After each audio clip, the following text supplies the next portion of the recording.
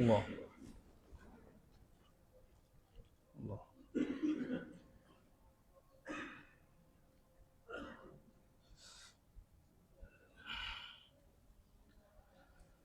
الحمد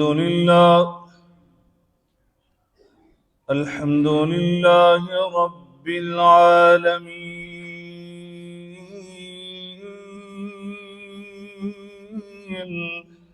والعاقبۃ للمتقین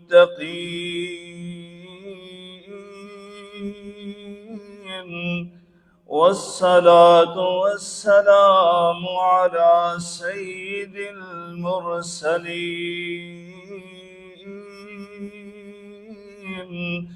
وعلى آله وصحبه أجمعين. أما بعد فأعوذ بالله السميع العليم من الشيطان الرجيم. بسم الله الرحمن الرحيم. يا أيها الذين آمنوا اتقوا الله يا أيها الذين آمنوا اتقوا الله حق تقاته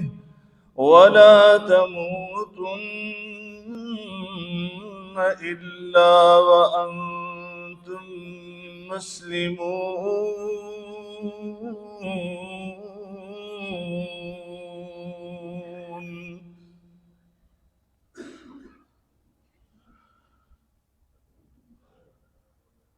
بزرگان من،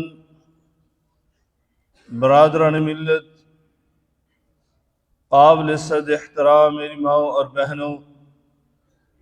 ہر قسم کی حمد و ثنا، بزرگی، برتری، بڑائی، کبریائی اللہ رب العالمین کی ذات بابرکات کے لیے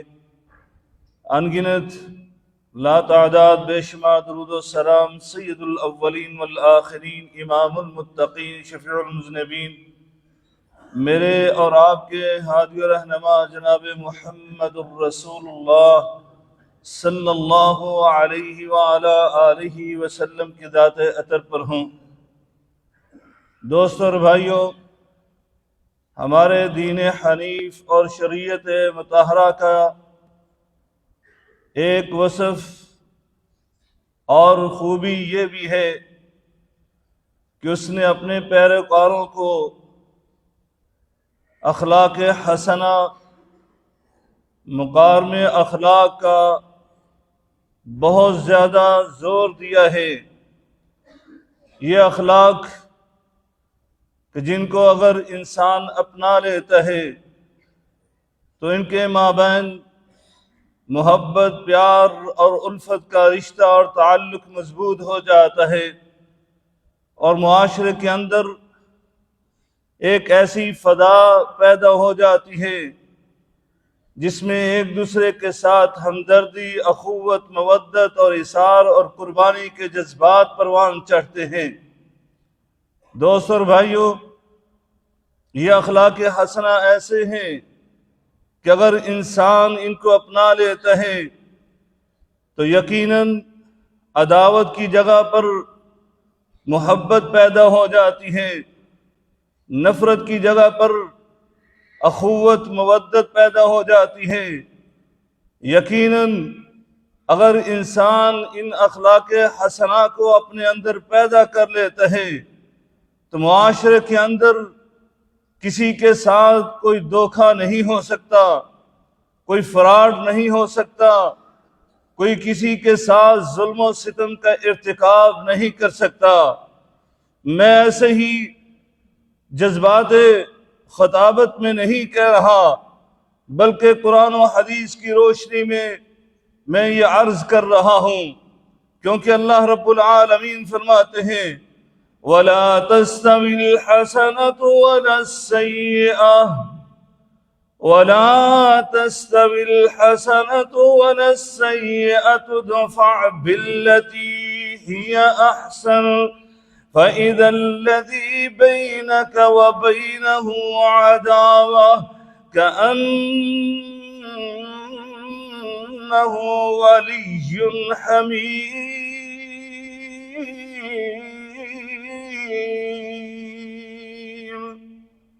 کہ اچھائی اور برائی برابر نہیں ہو سکتی۔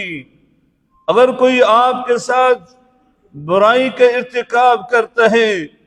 اور آپ کے ساتھ بد اخلاقی کا رویہ اپناتا ہے،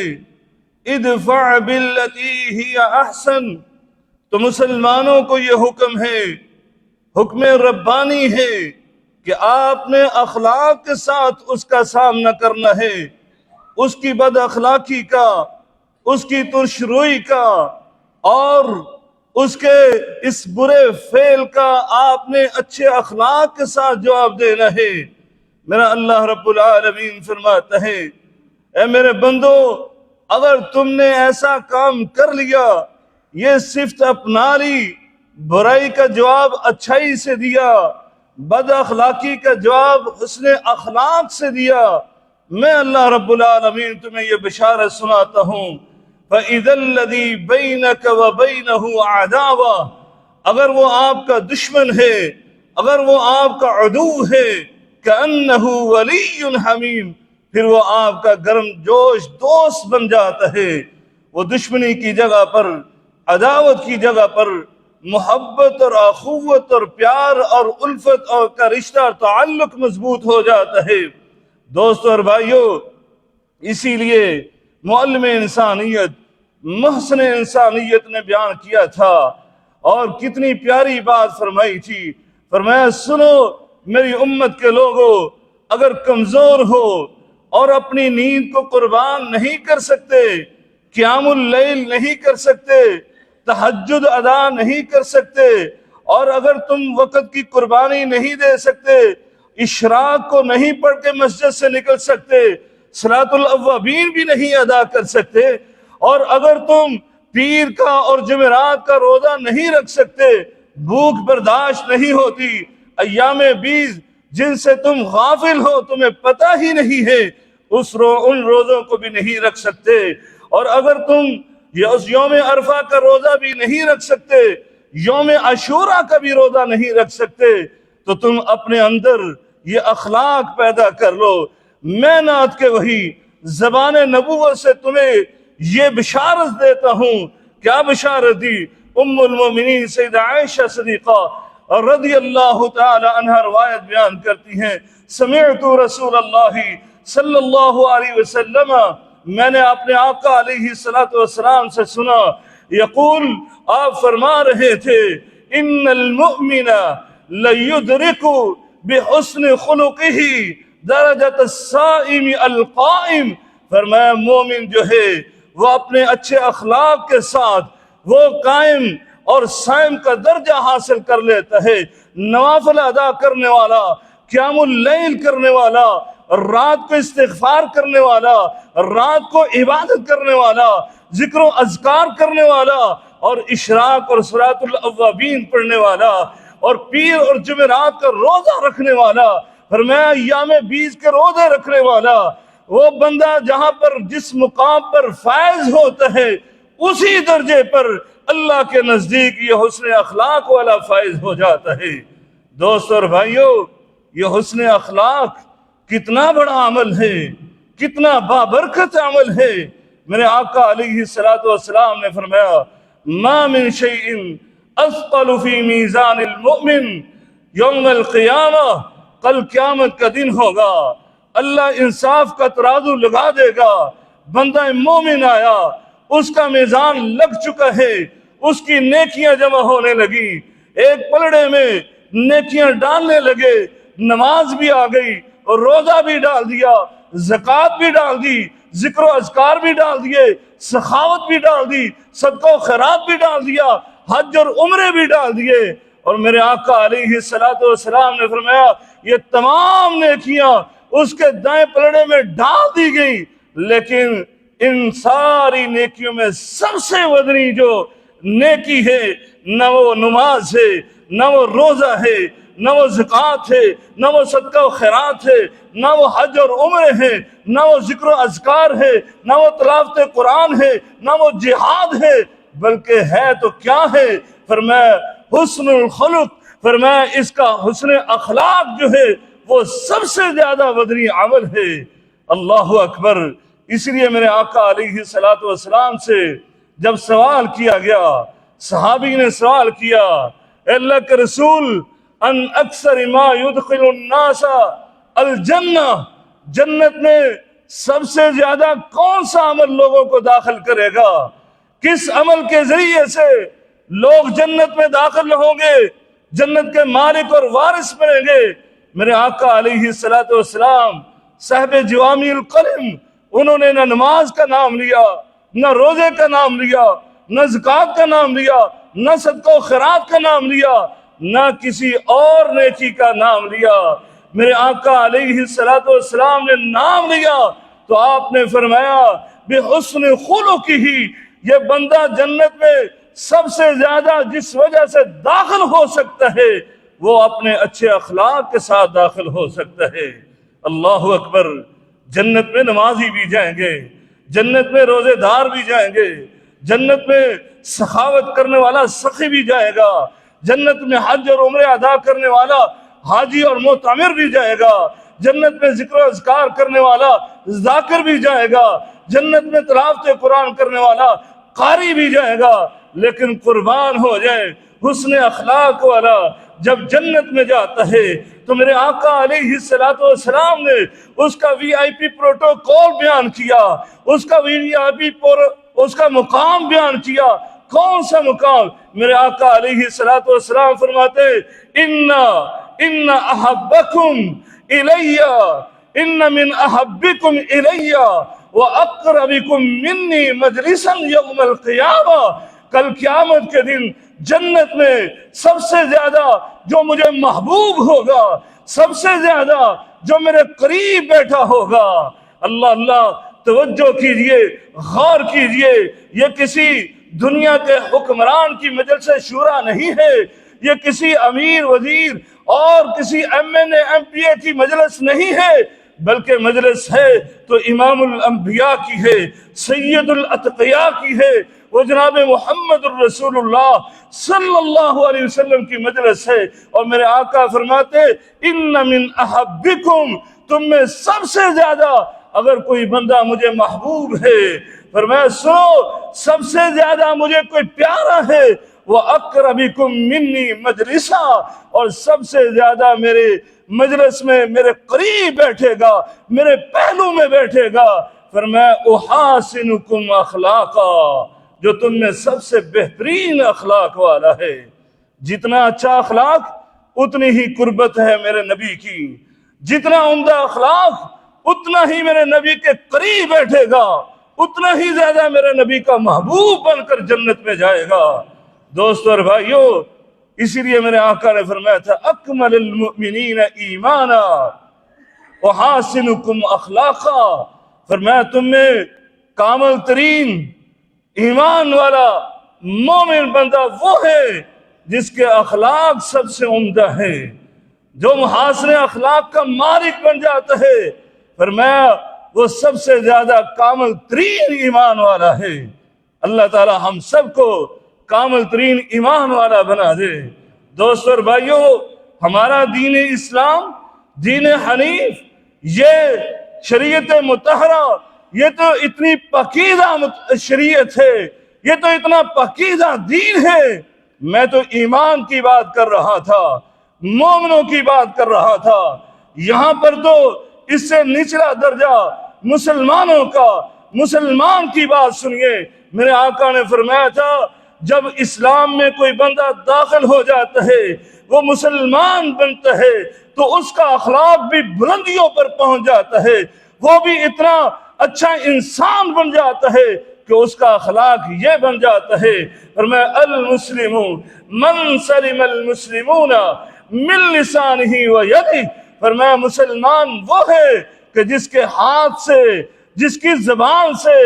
ایک دوسرا مسلمان محفوظ ہو جائے، یعنی اس کا اخلاق اتنا اچھا ہے کہ یہ نہ اپنی زبان سے کسی کو گالی دیتا ہے، نہ اپنے ہاتھ سے کسی پر ظلم کرتا ہے۔ آج معاشرے میں کیا دیکھ رہے ہو؟ آج معاشرے میں گالیاں بھی دی جا رہی ہیں، تانے بھی دیے جا رہے ہیں، اور ہاتھوں سے ظلم بھی کیا جا رہا ہے۔ یہاں تو میرے آقا علیہ السلام مسلمان کا اخلاق یہ بیان کر رہے ہیں کہ مسلمان وہ ہے جس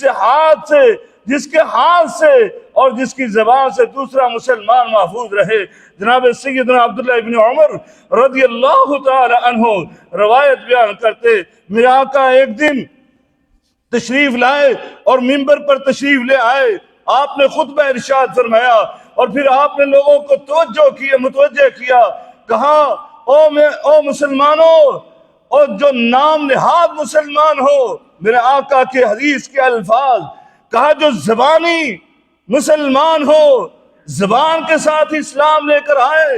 ابھی ایمان تمہارے دلوں میں جاگزی نہیں ہوا، ابھی تمہارے دلوں میں ایمان اترا نہیں ہے۔ ان کو میرے آقا نے مخاطب کر کے کہا، مسلمانوں کو، مومنوں کو تکلیف نہ پہنچاؤ، مسلمانوں کو آر نہ دلاؤ، مسلمانوں کے عیب تلاش نہ کرو، اور مسلمانوں توجہ سے سنو میرے آقا کی حدیث۔ میرے آقا نے فرمایا مسلمانوں کے عیب تلاش نہ کرو۔ اللہ قرآن میں بھی کہتا ہے وَلَا تَجَسَّسُوا وَلَا يَغْتَبْ بَعْضُكُمْ بَعْضًا، اور کسی کی جاسوسی نہ کرو۔ آج تم نے یہ شیوا بنا لیا، کسی کی غیبت نہ کرو۔ آج تمہارا لذیذ طعام یہ غیبت اور چغلی بن گیا۔ اور اسلام کیا کہتا ہے، قرآن کیا کہتا ہے، میرے آقا کیا فرماتے ہیں؟ فرمایا کسی مسلمان کے عیب تلاش نہ کرو، عیب جوئی نہ کرو۔ کیوں؟ فرمایا جو مسلمان کے عیب کے پیچھے لگتا ہے اللہ اس کے عیوب کو ظاہر کر دیتا ہے،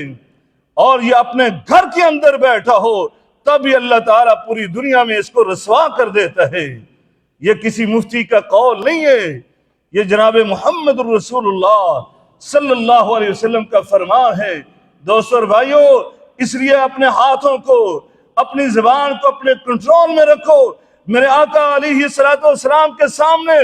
ایک خاتون کا ذکر ہوا اور صحابی بیان کرتے ہیں یذکروا من کثرت صلاتها وصیامها وصدقتها، فرمایا اور اس کے نوافل کا ذکر ہوا، بہت زیادہ نمازیں پڑھنے والی، بہت زیادہ نوافل ادا کرنے والی، بہت زیادہ روزے رکھنے والی، اللہ کے رسول بہت زیادہ صدقہ و خیرات کرنے والی، سخی عورت ہے، نمازی عورت ہے، صائمہ ہے،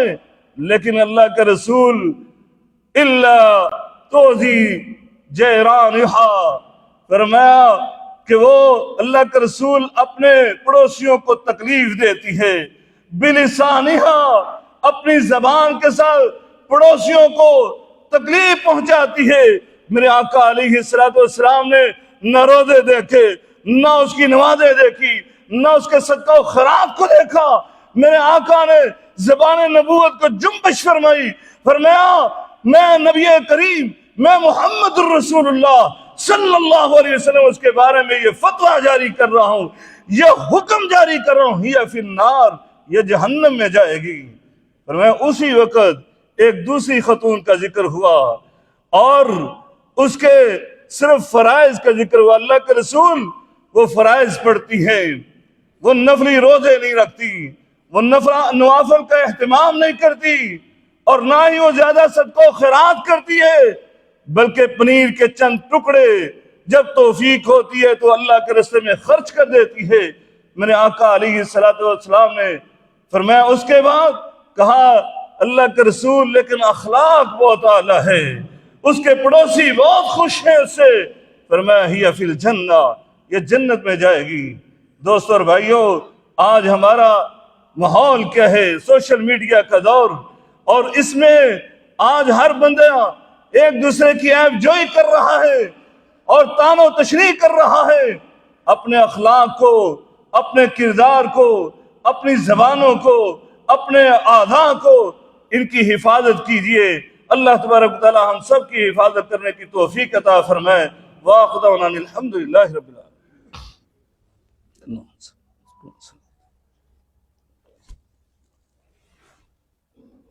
الحمد لله نحمده ونستعينه ونستغفره ونعوذ بالله من شرور أنفسنا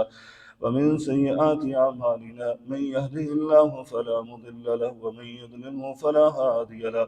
وأشهد أن لا إله إلا الله وحده لا شريك له وأشهد أن محمدا عبده ورسوله۔ دوستو اور بھائیو، اسلام تو ہمیں یہ تعلیم دیتا ہے کسی کو تکلیف پہنچانا یہ تو بہت دور کی بات، اگر کوئی آپ کو تکلیف پہنچا دے تو آپ نے اس کے ساتھ بھی حسن اخلاق سے پیش آنا ہے۔ میں نے آپ کے سامنے قرآن مجید کی ایک آیت پیش کر دی کہ اللہ رب العالمین فرماتے ہیں ادفع باللتی ہی احسن، اگر آپ کے ساتھ کوئی بد اخلاقی کرتا ہے تو آپ نے حسن اخلاق کے ساتھ اس کا جواب دینا ہے۔ دنیا کے اندر آپ دیکھیں کانہ ولی حمیم، وہ آپ کا دشمن، وہ آپ کا عدو، وہ آپ کا دوست بن جائے گا، وہ آپ کا قریبی رفیق بن جائے گا، صدیق بن جائے گا۔ اسی طرح میرے آقا علیہ السلام نے صرف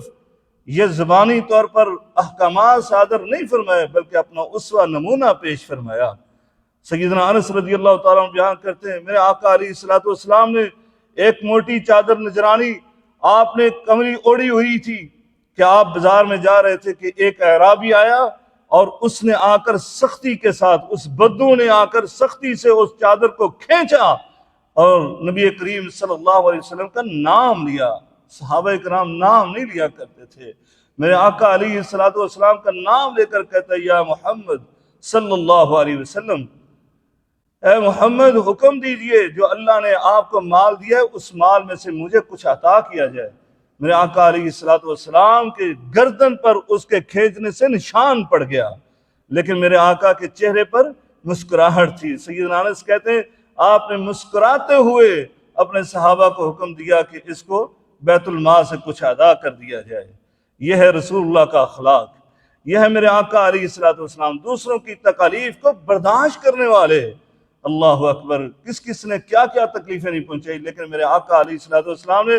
ہمیشہ یہی بات کی۔ طائف والوں نے کیا آپ کے ساتھ کیا تھا، لیکن میرے آقا نے ان کے بارے میں بھی کہا اللہم اہدی قومی فإنہم لا یعلمون، اللہ اس میری قوم کو ہدایت عطا فرما دے، مجھے جانتے نہیں ہیں، اگر ان کی قسمت میں ہدایت نہیں ہے اے اللہ تو ان کی آنے والی نسلوں کو اسلام کی نعمت سے مالا مال کر دے۔ یہ ہے رسول اللہ کا کردار، یہی ہمیں سمجھایا گیا۔ اللہ تعالیٰ سے دعا ہے اللہ تعالیٰ ہمیں اسوہ نبی اپنانے کی توفیق عنایت فرمائے۔ ان اللہ وملائکتہ یصلون علی النبی یا ایھا الذین آمنوا صلوا علیہ وسلموا تسلیما۔ اللهم صل على محمد وعلى آل محمد كما صليت على إبراهيم وعلى آل إبراهيم إنك حميد مجيد۔ اللهم بارك على محمد وعلى آل محمد كما باركت على إبراهيم وعلى آل إبراهيم إنك حميد مجيد۔